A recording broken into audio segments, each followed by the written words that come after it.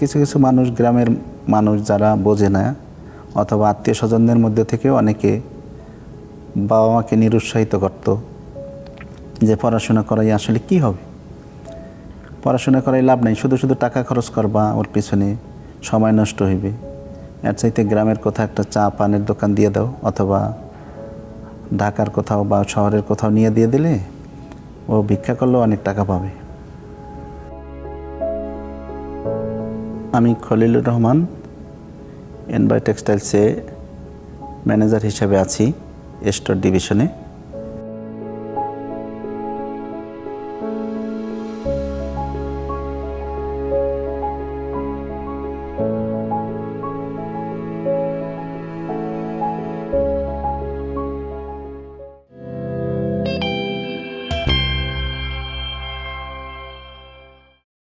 আমার বয়স যখন 2 বছর বা 2.5 বছর, তখন পোলিও বা টাইফয়েড এই ধরনের একটা রোগে আমার 2টা পা বিকল হয়ে যায়।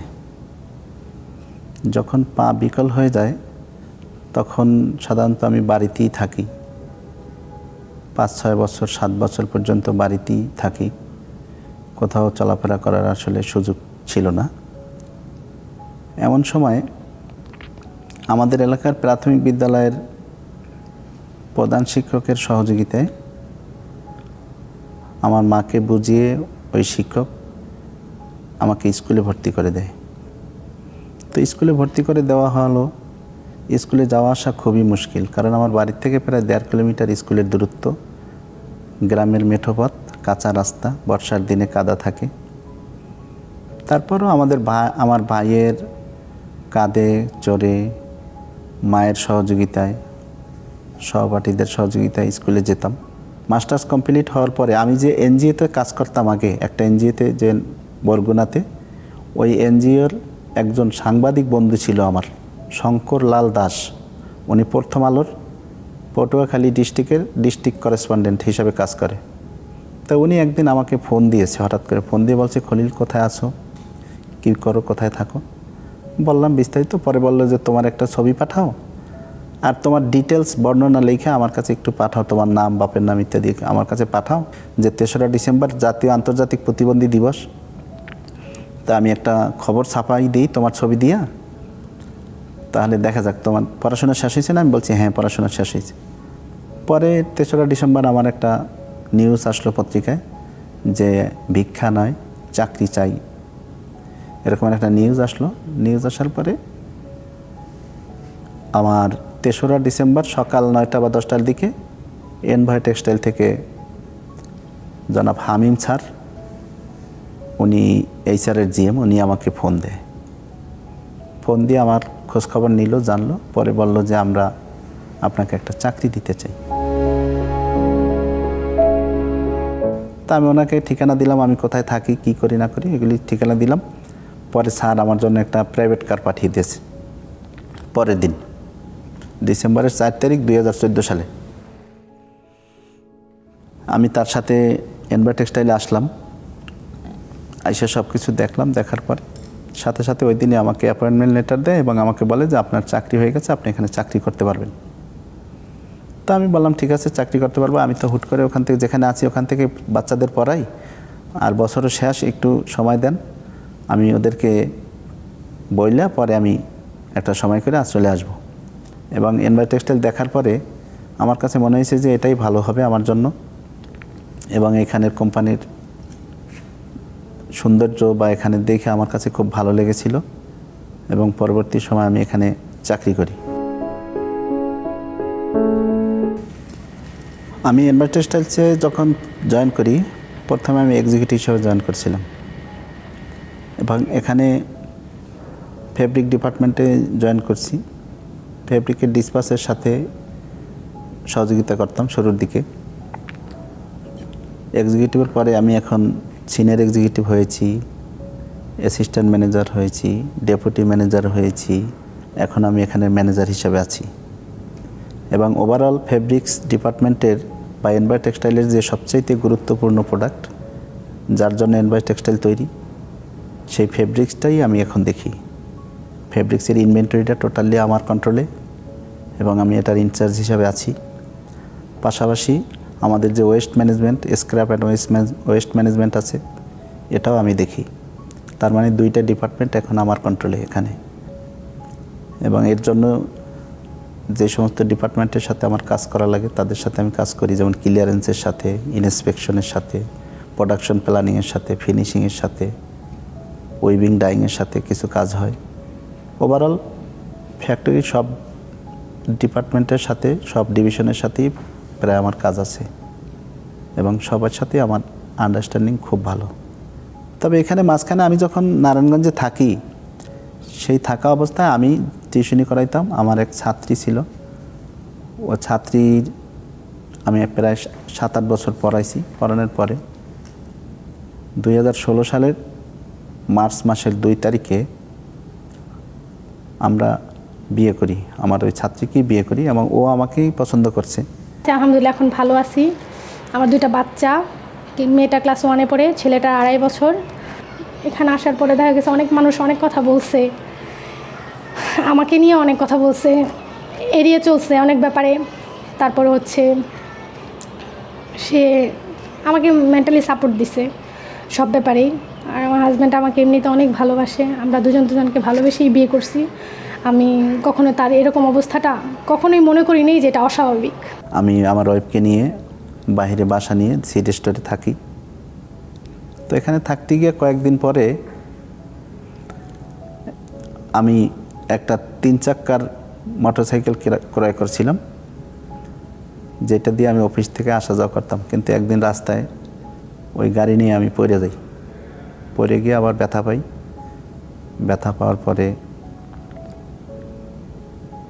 আমি হাসপাতাল ভর্তি হই। এনভার টেক্সটাইল থেকে হাসপাতালে ভর্তি করাই দেয়, চিকিৎসা করানো হয় এবং আমার ভিতরে আবার থাকার ফ্যামিলি বাসা দিয়ে দেয়। আমি 5 মাস অফিসে আসতে পারিনি, কিন্তু 5 মাস আমাকে বেতন দিয়েছে কোম্পানি। ভিতরে থাকছি, চিকিৎসা করাইছে, আমি সুস্থ হয়ে আবার অফিসে ফিরছি। তো এই অবস্থায় আমি এখানে এখন প্রায় আজকে 11.5 বছর এখানে চাকরির বয়স হয়ে গেল।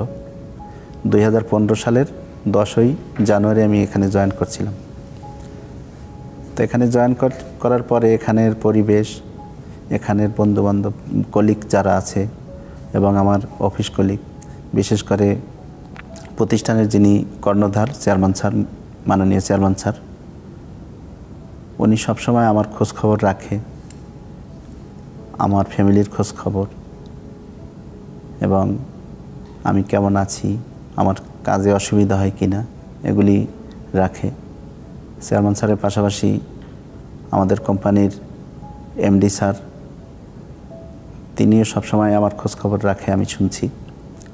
এবং তাদের সহযোগিতা, ভালোবাসায় আমি অনেক ভালো আছি। এবং প্রতিষ্ঠানের যত এমপ্লয়ি আছে, সিও স্যার থেকে শুরু করে বড় বড় এমডি স্যার, জিএম স্যার যারা আছে এবং আমার সিনিয়র কলিগ, জুনিয়র কলিগ, আমার সহকর্মী যারা আছে, সবাই আমাকে সহযোগিতা করে।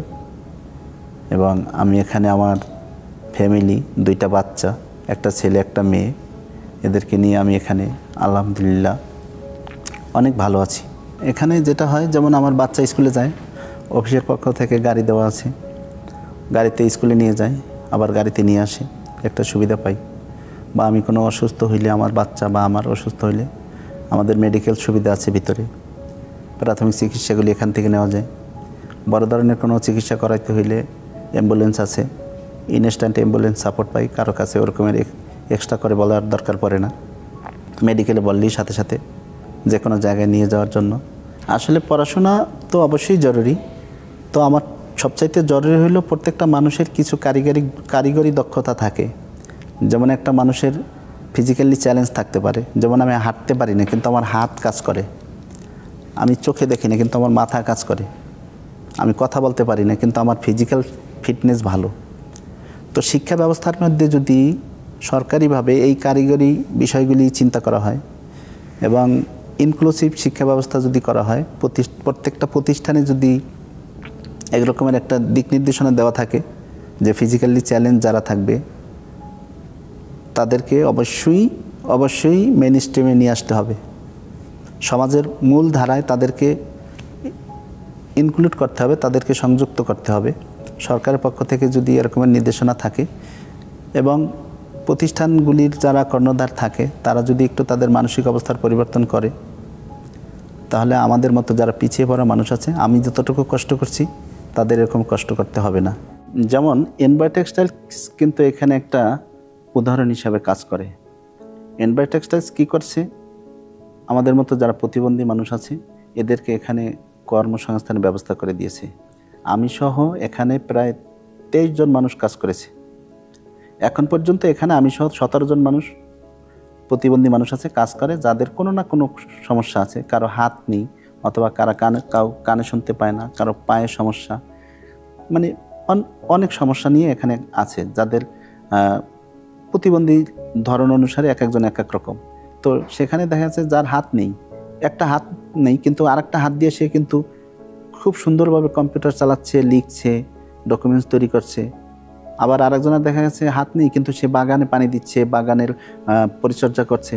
কারো পা নেই, পায়ে সমস্যা, কিন্তু আমার কন্ট্রোল রুমে বসে বসে সে সিসিটিভি মনিটরিং করতেছে, যেটা কোম্পানির অন্যান্য সাধারণ মানুষ যেভাবে করে এরাও কিন্তু সেভাবে করছে, এবং এটা খুবই গুরুত্বপূর্ণ।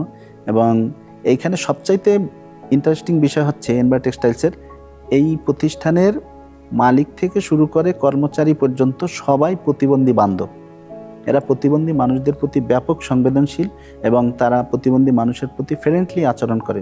এখানে আমরা যারা কাজ করি আমরা আসলে কখনো বুঝতেই পারি না যে এনবাই টেক্সটাইলসে আমি প্রতিবন্ধী মানুষ বা আরেকজন অপ্রতিবন্ধী মানুষ। আমরা কাঁধে কাঁধ মিলে সবাই একে অপরের সহযোগিতায় কাজ করি, যেটা সবচাইতে গুরুত্বপূর্ণ। এবং এখানে কাজ করতে গিয়ে আমাদের এটা সবচাইতে বেশি অনুপ্রেরণা দেয়।